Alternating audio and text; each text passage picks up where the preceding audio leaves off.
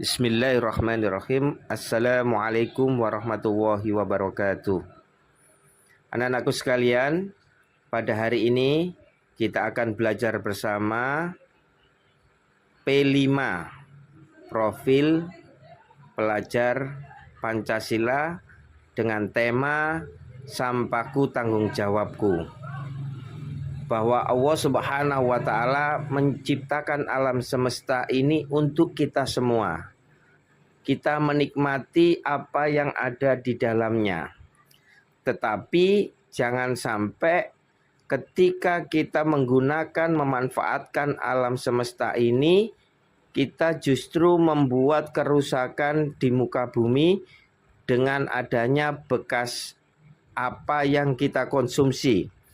Karena apa yang kita konsumsi kadang tidak semuanya bisa kita cerna, bisa kita gunakan untuk tubuh kita. Sehingga ada sampah yang terbuang yang nantinya akan menjadi penyakit jika tidak dikelola dengan baik. Dan Allah menjelaskan hal ini di dalam Quran surah Al-A'raf ayat 56. A'udzubillahi minasyaitonirrajim. Wala tufsidu fil ardi ba'da islahiha wad'u khaufan wa tama'a inna rahmatallahi qaribun minal muhsinin. Dan janganlah kalian semua berbuat kerusakan di muka bumi setelah keadaan baiknya. Jadi Allah ini sudah menciptakan alam semesta dengan begitu baiknya. Tinggal bagaimana kita memanfaatkan alam ini sehingga menjadi kestabilan yang utuh. Maka tugas kita adalah melestarikan alam, memanfaatkan sesuai dengan kebutuhan kita. Adapun secara bahasa, sampah adalah sisa buangan dari suatu produk atau barang yang sudah tidak digunakan lagi tetapi masih dapat didaur ulang menjadi barang yang bernilai. Maka kita bisa mengetahui sampah mana yang bisa kita kelola, yang bisa kita daur ulang sehingga dari barang sisa atau sampah itu menjadi barang berharga. Ada dua jenis sampah yang kita kenal secara umum, yaitu sampah organik adalah sampah yang berasal dari sisa makhluk hidup yang mudah terurai secara alami tanpa proses campur tangan manusia dapat terurai. Dan sampah anorganik, sampah yang sudah tidak dipakai lagi dan sulit terurai. Maka kita harus bisa membedakan sampah tersebut sehingga kita bisa mengelompokkan pada tempat sampah yang telah disediakan. Dengan begitu kita dapat dengan mudah mendaur ulang sampah organik dan memisahkan dengan sampah anorganik.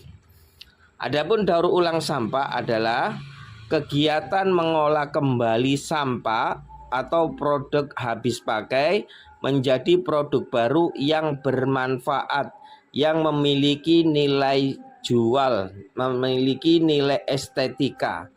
Maka itu semua berdasarkan kemampuan dan karya seni kita bersama. Adapun tujuan daur ulang sampah adalah mengatasi penumpukan berbagai jenis sampah yang sudah menjadi masalah bersama di seluruh dunia. Ini adalah suatu problem yang tidak asing lagi bagi belahan penjuru dunia terkait sampah. Maka semua negara berlomba-lomba menciptakan alat yang dapat mengolah sampah menjadi barang yang berharga.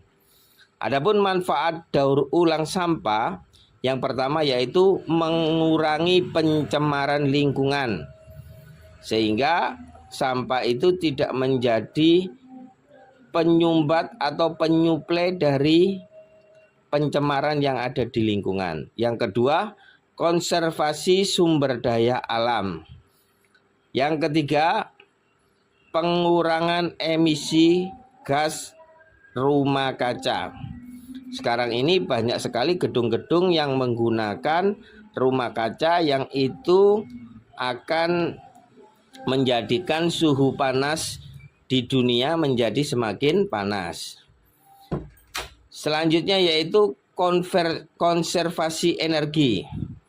Sampah yang didaur ulang bisa menjadi sebuah energi. Selanjutnya yaitu pemulihan dan penggunaan kembali bahan bernilai. Nah, jadi dari sisa sampah menjadi barang yang bernilai yang bisa digunakan kembali. Yang keenam yaitu penciptaan lapangan kerja dan dukungan ekonomi. Ketika kita bisa mengelola sampah dengan baik, maka akan memunculkan lapangan kerja baru dan bernilai ekonomi. Dan yang terakhir yaitu edukasi dan kesadaran lingkungan akan terwujud ketika kita bisa mengelola dengan baik. Adapun cara daur ulang sampah, yang pertama yaitu pemilihan dan pemisahan. Harus bisa dipilah dan dipilih, dipisahkan antara sampah organik dan anorganik. Yang kedua yaitu edukasi dan kesadaran. Kita harus memberitahukan kepada siapapun mulai anak-anak sampai orang dewasa terkait kesadaran untuk membuang sampah pada tempatnya. Menempatkan sampah sesuai dengan tempat yang telah disediakan. Dan di kota-kota sudah disediakan sampah jenis organik dan organik agar mudah untuk didaur ulang.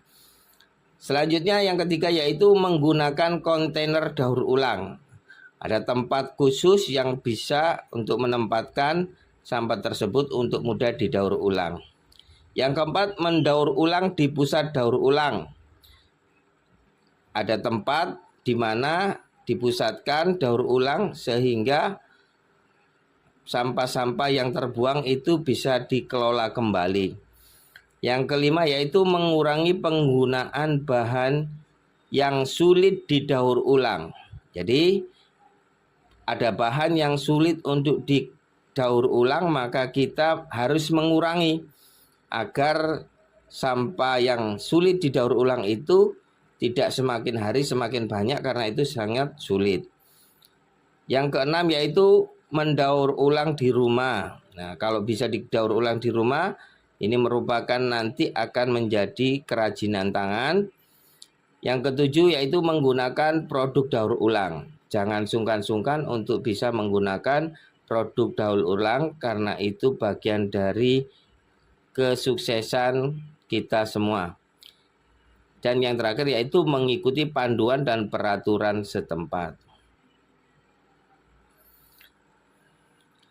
Contoh-contoh daur ulang sampah. Nah, bisa kita lihat, kita saksikan ya, dari bekas botol yang dulunya mungkin diisi air mineral, ketika dipotong, diberikan warna, digambar menjadi pot bunga yang menarik. Nah, atau dari bekas sendok yang ditumpuk-tumpuk, dilem menjadi karya seni yang luar biasa, yaitu menjadi lampu. Ya, di dalamnya diberi lampu sehingga pencahayaan cukup bagus. Ya, itulah tadi contoh daur ulang dari sampah-sampah yang ada di sekitar kita. Semoga kita bisa memanfaatkan sampah-sampah yang ada sehingga sampah itu tidak terbuang sia-sia tetapi menjadi barang yang berharga. Demikian yang bisa saya sampaikan. Selamat mengerjakan, tetap semangat, sukses selalu untuk semua. Akhirul kalam. Wassalamualaikum warahmatullahi wabarakatuh.